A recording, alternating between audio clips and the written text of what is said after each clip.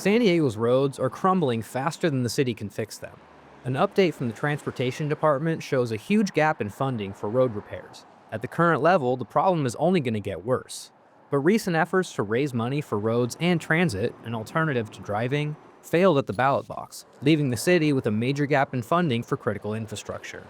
Michael Schneider, CEO and founder of the advocacy group Streets for All, said this problem isn't unique to San Diego. Most cities in the US don't have the density to, and therefore the tax base per square footage of road to be able to maintain it well.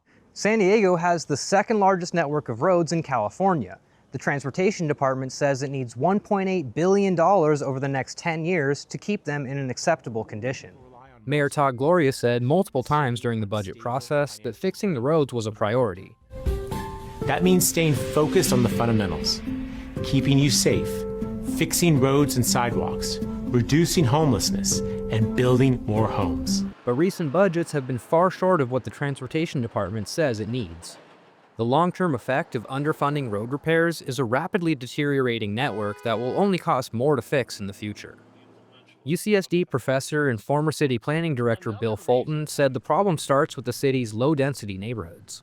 When you have a sprawling city, the math doesn't add up between the amount of tax revenue coming in and the amount of money that has to go out the door for services. According to Shane Phillips with the UCLA Luskin School of Public Affairs, California's Prop 13, which limits the property tax revenue cities collect, only compounds the issue. We've just made the most fair and efficient forms of raising revenue to fund these kinds of services and infrastructure.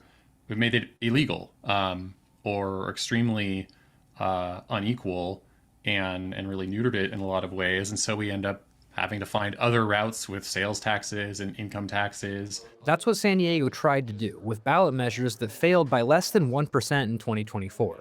Measure E would have raised $400 million a year for infrastructure, including road repairs.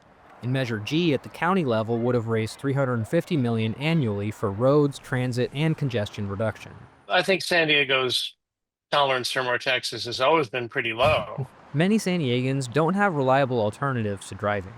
A recent grand jury report found the city is well short of building safe enough bike infrastructure to encourage more riders. And the city transit agency, MTS, is also facing a budget deficit that has them raising fares and looking at their own ballot measure. So what can be done? There is no fast solution to this. It requires changing how people get around, finding a bit more money to sort of tide you over, and fundamentally rethinking how we pay for these things. Phillips said building more homes around the infrastructure we do have would help.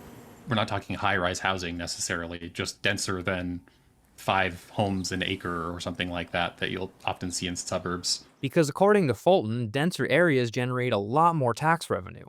I think what people don't realize is dense areas of the city, such as downtown, such as UTC, such as Hillcrest, actually subsidize the low-density single-family suburbs. Permitting records show San Diego is building a lot of homes in its urban core, but there's still plenty of pushback against that sort of development. Jake Gata, KPBS News.